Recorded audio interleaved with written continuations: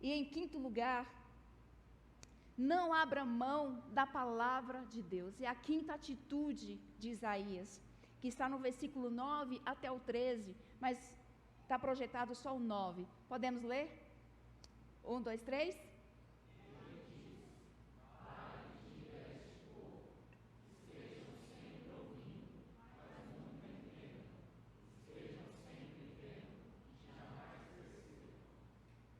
Aí o texto continua com a mensagem que Deus quer que Isaías, fale para o povo, a mensagem profética que ele deveria falar para o povo.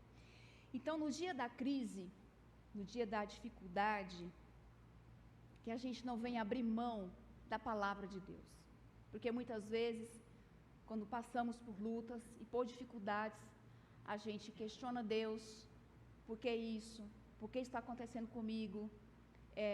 Onde é que está Deus? Deus não me ama, Deus não se importa comigo, e a gente começa a recorrer para outras filosofias e outras coisas, tentando preencher o nosso coração. Mas no dia da luta, no dia da crise, não abra mão da palavra de Deus. E Deus foi enfático com Isaías, a palavra que ele deveria dizer, que ele deveria pregar para aquele povo: vá e diga a este povo, estejam sempre ouvindo, mas nunca entendam, estejam sempre vendo e jamais percebam. É interessante que a palavra que Deus manda Isaías falar é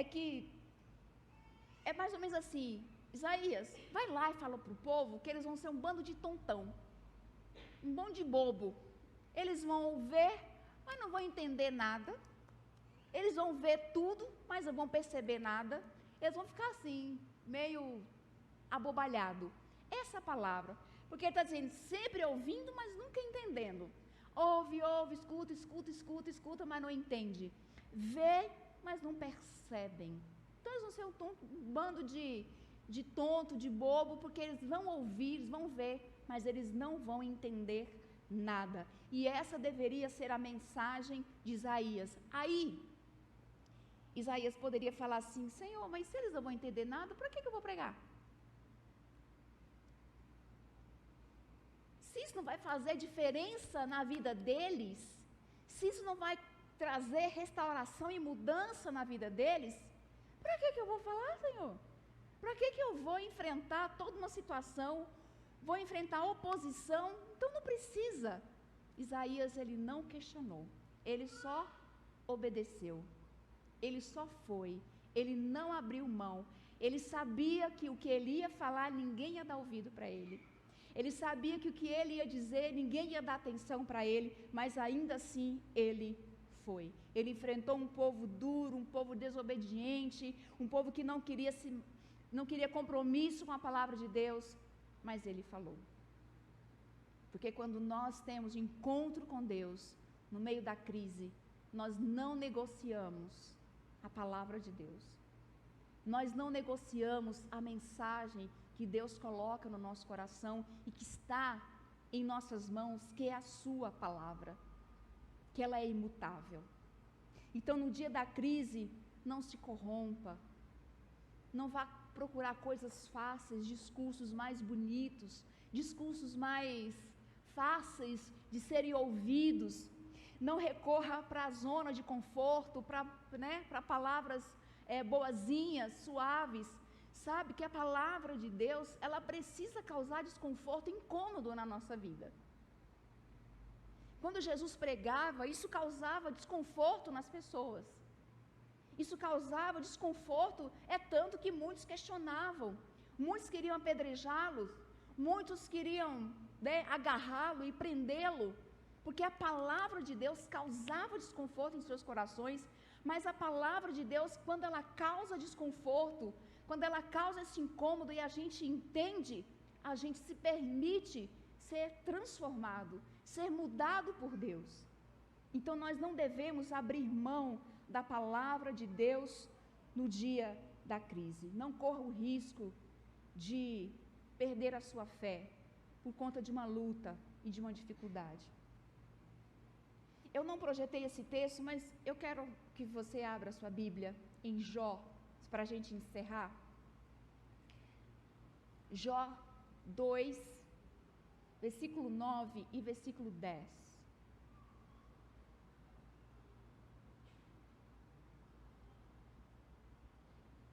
Você fala assim, e onde é que está Jó?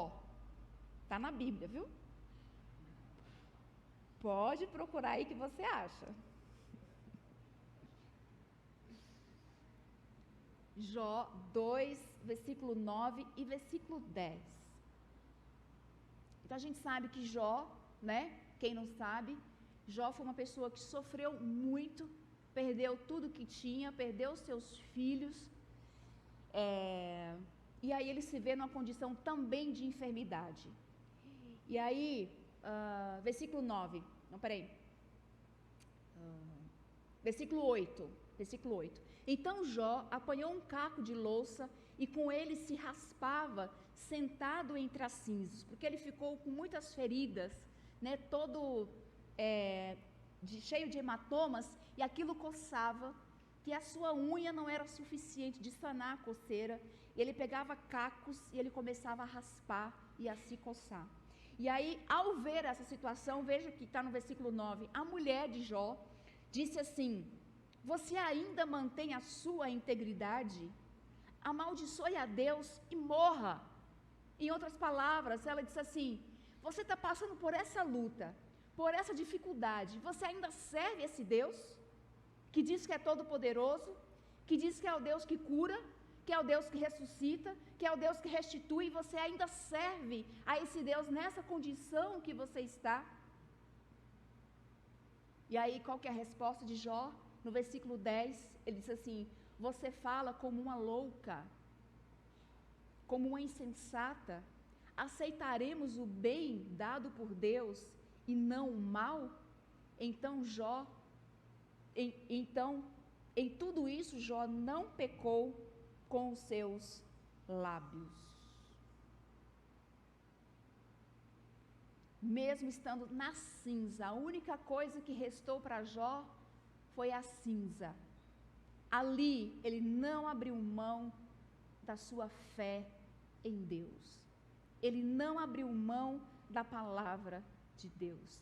Mesmo a pessoa mais importante na vida dele, a sua esposa, do seu lado, dizendo assim, abandona esse seu Deus e morre. Ela disse, morre logo, que eu não aguento mais ver você desse jeito. Eu não estou dando conta de ver você nessa situação, eu não aguento mais cuidar de você. E não é isso que muitos cônjuges fazem, no momento de luta, de doença, abandona, negligencia, não dá conta, não aguenta. Foi o que a mulher de Jó fez. Mas mesmo assim, ele se manteve íntegro e fiel. E o resultado disso, nós vemos lá no final.